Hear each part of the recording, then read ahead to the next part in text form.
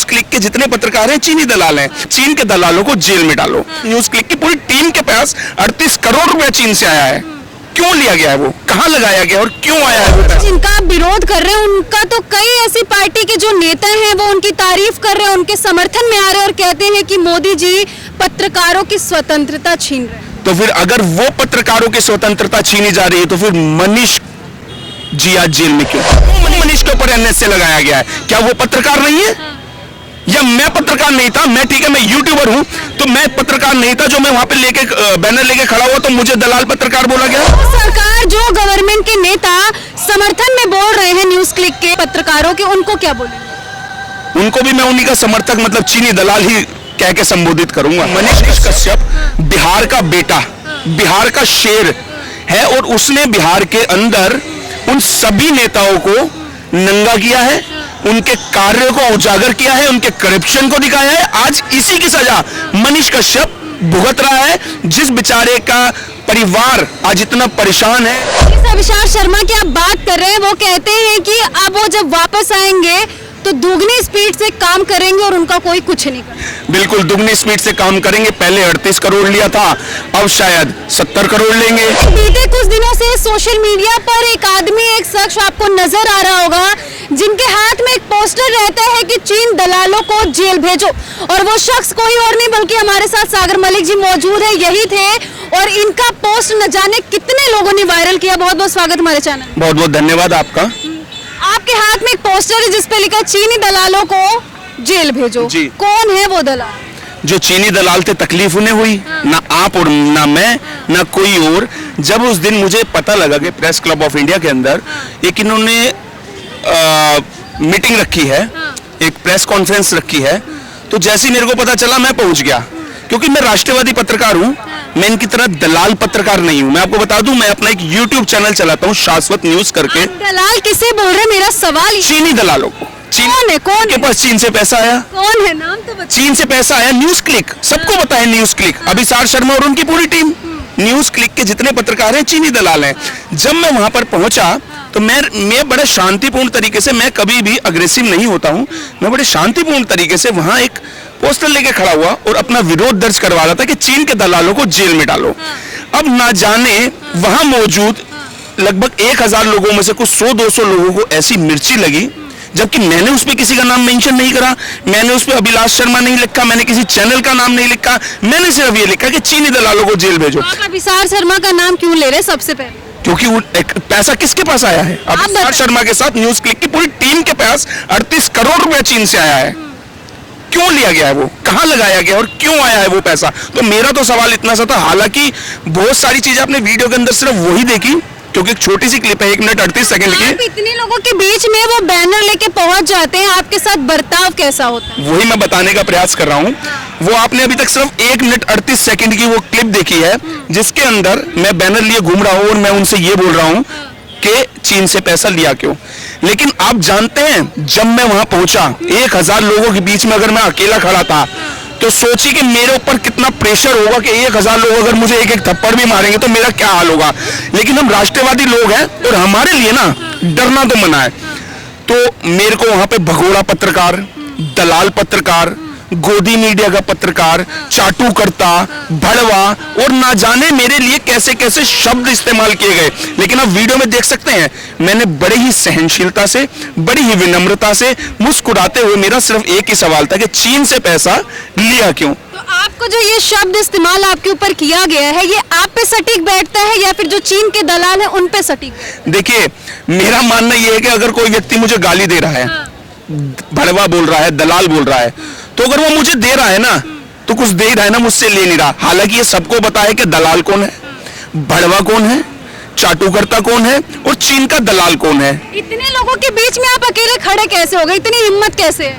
बस ये हिम्मत मेरी अंतरात्मा से आई और इस हिम्मत को लेके काफी बड़ी बड़ी जुबेर गैंग जैसी गैंग मेरे पीछे पड़ गई है, जो मेरी अब से 5 से 7 साल पुरानी वीडियोस जो है वायरल कर रही हैं, जिसमें मैं कहीं सीएए के समर्थन में खड़ा दिख रहा हूं, कहीं मैं कोई हिंदुवादी कार्यकर्ता दिख रहा हूं, कहीं मैं प्रशासन से, शासन से सवाल पूछता नजर आ रहा हूँ। उनको आप चीन का दलाल कह रहे हैं, जिनका आप विरोध कर रहे हैं, उनका तो कई ऐसी पार्टी के जो नेता हैं वो उनकी तारीफ कर रहे हैं, उनके समर्थन में आ रहे हैं और कहते हैं कि मोदी जी पत्रकारों की स्वतंत्रता छीन रहे हैं। तो फिर अगर वो पत्रकारों की स्वतंत्रता छीनी जा रही है तो फिर मनीष जी आज जेल में क्यों है? आप बताइए ना। ये बताइए ना, अगर वो पत्रकार है, उनकी आजादी छीनी जा रही है, उनकी स्वतंत्रता छीनी जा रही है, तो आज मनीष को क्यों जेल में रखा गया? क्यों मनीष के ऊपर एनएसए लगाया गया है? क्या वो पत्रकार नहीं है? या मैं पत्रकार नहीं था? मैं ठीक है, मैं यूट्यूबर हूं, तो मैं पत्रकार नहीं था जो मैं वहां पे लेके बैनर लेके खड़ा हुआ तो मुझे दलाल पत्रकार बोला गया? क्या मैं पत्रकार नहीं हूं? मेरी आजादी नहीं है सवाल जवाब करने की? तो फिर जो सरकार, जो गवर्नमेंट के नेता समर्थन में बोल रहे हैं न्यूज क्लिक के वालों के, पत्रकारों के, उनको क्या बोलेंगे?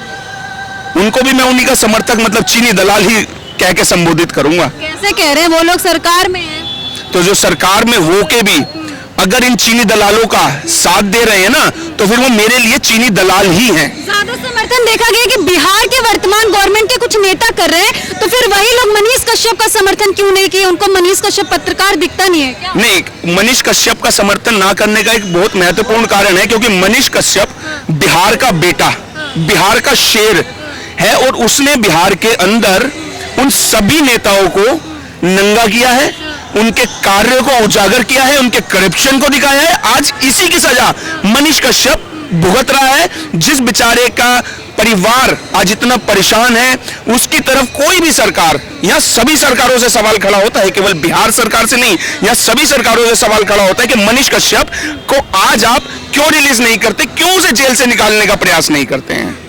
जिस अविशाल शर्मा की आप बात कर रहे हैं, वो कहते हैं कि अब वो जब वापस आएंगे तो दुगनी स्पीड से काम करेंगे और उनका कोई कुछ नहीं करेगा। बिल्कुल दुगनी स्पीड से काम करेंगे। पहले 38 करोड़ लिया था, अब शायद 70 करोड़ लेंगे या एक 40 लेंगे, लेकिन अब दुगनी स्पीड से काम करेंगे ना। जो पहले उनके अकाउंट में 1 करोड़ आता था डेली का, अब वो 2 करोड़ आने लग जाएगा। हो सकता है उनका कहने का मतलब ये हो कि मैं दुगनी स्पीड से चीन से पैसा लूंगा। अच्छा, क्यों वो लगातार मोदी जी के खिलाफ बातें उगलते रहते हैं और उनका जो देखा जाता है, जो पत्रकार है, वो कभी भारत के समर्थन में कुछ नहीं बोलते? अच्छा, ये विरोध मैं आपको बता दूं, ये जो इनका विरोध है, ये मोदी का विरोध नहीं है, किसी व्यक्ति का विरोध नहीं है। इनका विरोध केवल और केवल देश को लेकर है और जो इनका चीनी एजेंडा। तो फिर वो इस देश में रहते क्यों हैं? अब वो इस देश में रहते हैं, इस देश में उन्हें इतनी स्वतंत्रता दे रखी है कि किसी और देश में उन्हें स्वतंत्रता नहीं मिलेगी। और आप सोचिए कि जैसे रो एजेंट या ISIS के जो है आतंकवादी या एजेंट जो हमारे हिंदुस्तान के अंदर घुस के रहते काम कर रहे हैं, वही काम ये कर रहे हैं बाहर के देशों से पैसा लेके भारत देश को बदनाम करने का जो इनका कार्य है, ये बिल्कुल इन्हें जूते मारने वाला कार्य है। अभिसार शर्मा बिल्कुल मेरे सामने था और मेरे एक सवाल का जवाब ना अभिसार शर्मा ना उनकी कोई टीम का मेंबर दे पाया। मेरा सिर्फ यही सवाल था कि चीन से पैसा लिया क्यों? आप मुझे क्लैरिफिकेशन दे दीजिए ना कि आपने चीन से पैसा लिया क्यों, कहां लगाया? आपको वो क्लैरिफिकेशन क्यों देंगे? क्यों? मैं आम नागरिक, आप मुझे आम नागरिक बोलिए, आप मुझे पत्रकार भी मत बोलिए, आप मुझे आम नागरिक भी बोलिए। मेरा अधिकार है, मैं पूछ सकता हूं कि आपने चीन से पैसा लिया क्यों? आपसे वहां पे पूछा जा रहा था कि हु आर यू, तो मेरा भी वही था ना, चीन से पैसा लिया क्यों? तो क्या लग रहा है कि अभी ये लोग और क्या कुछ करने वाले हैं? ये देखिए, ये जो है देश का माहौल खराब करने का जो प्रयास करेंगे अभी, जहां तक मेरी सिक्स सेंस कहती है, चुनाव सिर पे है, 2024 के चुनावों से पहले ये कुछ ना कुछ ऐसा बड़ा करेंगे जिससे देश का माहौल खराब हो और देश को बदनाम करने का इनका जो प्रयास है उस पे कहीं ना कहीं लगाम लगाने की आवश्यकता है। फिर जो लोग इनका समर्थन कर रहे हैं, उनके बयान से नहीं लगता है कि लोगों पे कुछ अलग या फिर गलत प्रभाव पड़ सकता है? बिल्कुल लोगों पे गलत प्रभाव पड़ेगा ही, और मैं तो कहता हूं हर राष्ट्रवादी पत्रकार को, क्योंकि वहां प्रेस क्लब ऑफ इंडिया के अंदर आम आदमी नहीं जा सकता है, एक पत्रकार ही जा सकता है। और जितने भी राष्ट्रवादी पत्रकार हैं, मैं उनसे निवेदन करूंगा कि वो इस मुहिम में हमारे साथ आएं और इन चीन के दलालों से सवाल पूछे और इनका पूर्णतः विरोध करें। डरे नहीं, कुछ नहीं होगा। राष्ट्र के लिए आवाज उठा रहे हैं हम कोई आतंकवादी नहीं है, हम बम नहीं फोड़ रहे हैं यहाँ पे, हम अपने राष्ट्र के लिए आवाज उठा रहे हैं। तो हमारे समर्थन में उतरे सब और इनसे सवाल करना हमारा अधिकार है और हम करेंगे। तो देखिए, न्यूज क्लिक के पत्रकारों पर जिस तरीके से छापा पड़ा है, जो भी बातें सामने आई उसको लेकर सागर मलिक जी की क्या राय है वो आप सभी सुन रहे हैं। हालांकि इनकी बातों को सुनकर क्या बोलेंगे कमेंट सेक्शन में जाके मैं जरूर बताइएगा। आगे आपको ऐसी जानकारी देते रहेंगे। जय हिंद।